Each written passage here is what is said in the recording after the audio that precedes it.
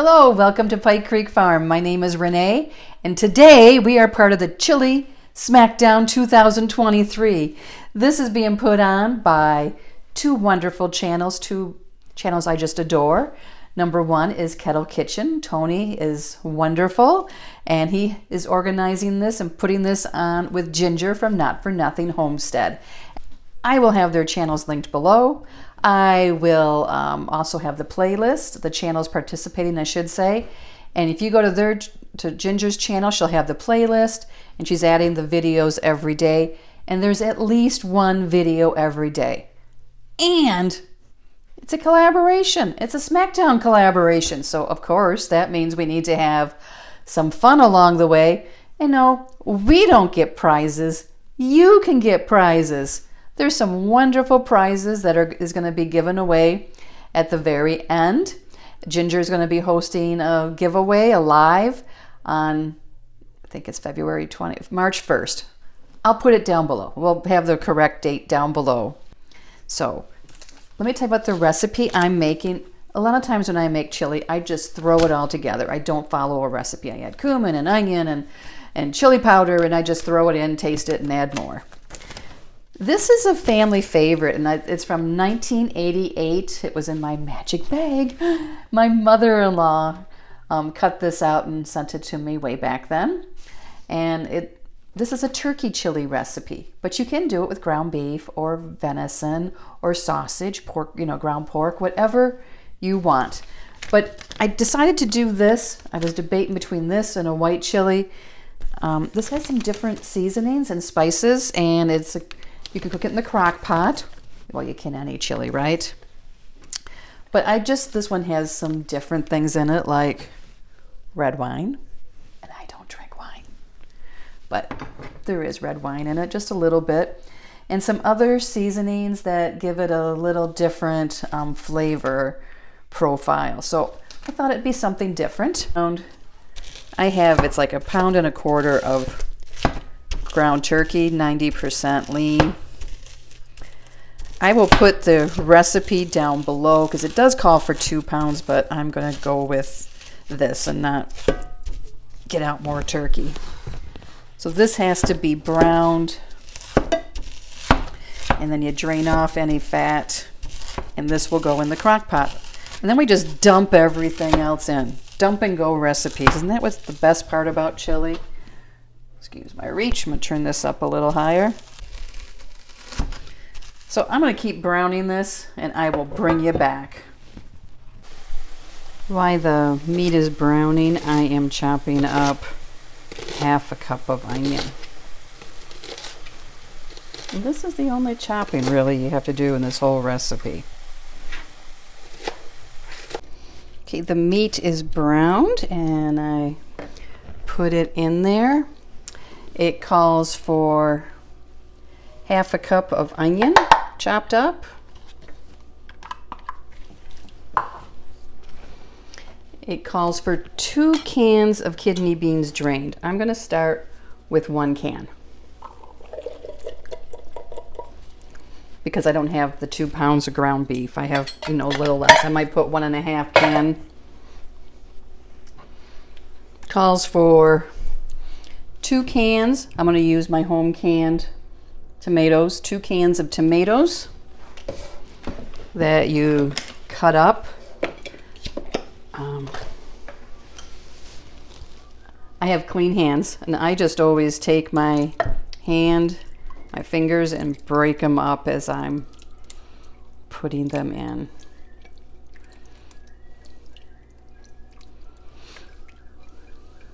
Here's can number 2.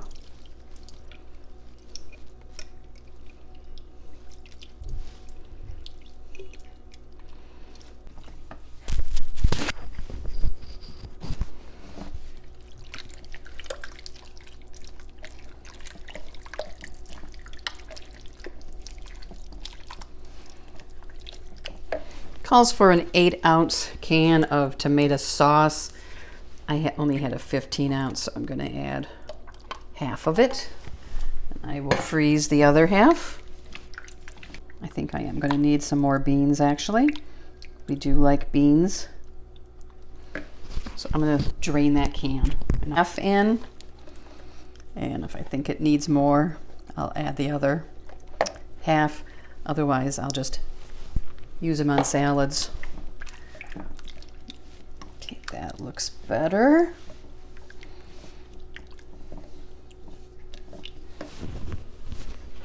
Calls for 1/4 cup of wine, and I can tell you that I don't always put that in because I don't always have it, but I do have it today, so I will add it.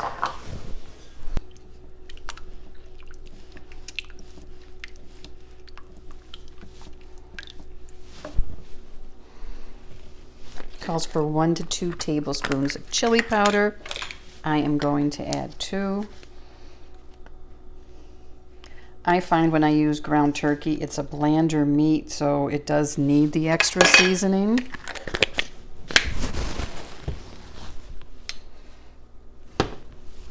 It calls for basil. It calls for parsley, dried parsley flakes, and I am out of parsley, so I won't be using that. But it does call for 3/4 of a teaspoon of basil and 3/4 of a teaspoon of oregano. So I'm going to do a teaspoon of each, and I want you to crush it to bring out the oils and the flavor. So that was the oregano. Oh, that was the basil, excuse me. Now we have the oregano. Now I am using regular oregano, Italian oregano, whatever, not the Mexican oregano for this recipe. I thought with the basil and the wine, this would be the better choice. It doesn't specify. And I think back in the 80s, Mexican oregano wasn't used as commonly. It calls for 1/2 teaspoon.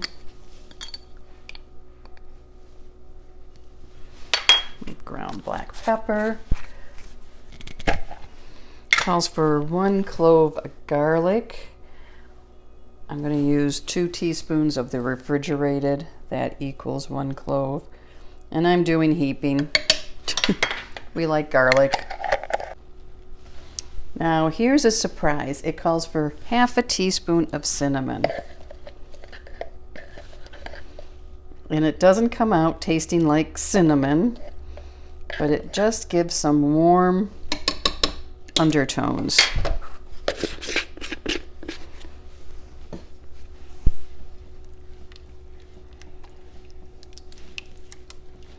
Get this all mixed in. Calls for 1 bay leaf.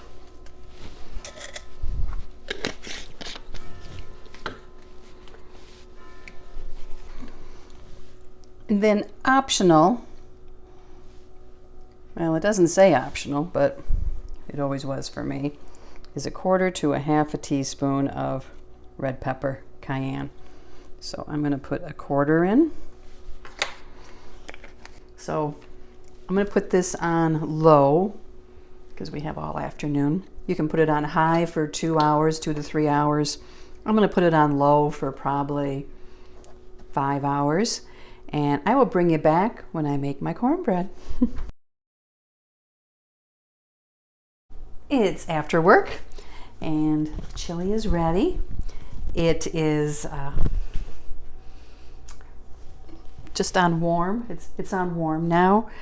I did add another pound of meat. It was very brothy, soupy, and we like it thicker than that with more substance. It wasn't like it should have been. So I added another pound. So my original pound of turkey was 1.1 pounds. So we're slightly over, but I learned it's better to be a little over than that much under. So now what we do in our family is we make cornbread. And for me, cornbread has always been the Jiffy brand. It's what my mom always bought. It's what we made, what I've always made, I should say. And it's a Michigan company. I don't know if that's why. So I'm going to make it into not muffins, but cornbread. And I have my oven preheated to 350, and I have, there it goes, and I have my cast iron pan in there heating up. And I'm going to add some oil to it now. So here's the pan. You can see it's shiny. So I put enough oil to cover the bottom, but not to be deep. And I'm going to put this back in the oven. First, we're going to add 1 egg. Slightly beat that.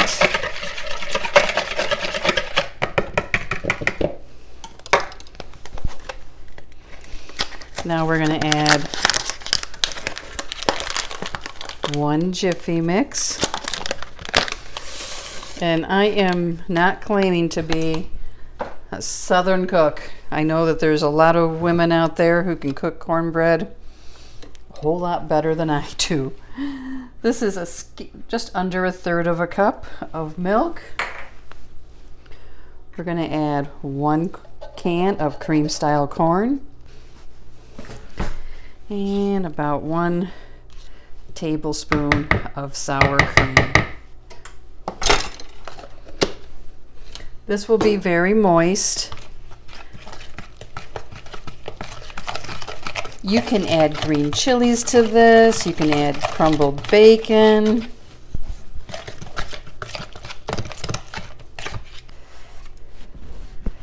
And we will pour this into this. You can even let the pan get hotter if you want. You don't have to cook it in cast iron. Some recipes for this will add sugar or honey. I feel that it's sweet enough the way it is. I do believe Jiffy does have some sugar in it. Yeah, it has sugar in it already. So I don't add any extra. So I am going to put this in the oven for 30 minutes and I'll bring you back. Here is the chili all completed, just so you can see what it looks like. I'm going to take the bay leaf out, but it is a very thick, hearty chili, but it does have a broth to it. You're getting steamed. They do suggest to serve it with a ring of pepper served on top, which looks real pretty. They don't suggest sour cream and cheese and all that, but we usually do add some of that. So I'll bring you back for the cornbread. Here's the cornbread out of the oven, and I do spread butter on top while it's hot, and it melts in. I have my cornbread in the bowl, and I like to add the chili in with it. I'm going to put a little bit of cheese. It says to put a ring of bell pepper on, and I'm just going to use some mini peppers. You can add anything else you want, cowboy candy, sour cream, any of the usual toppings.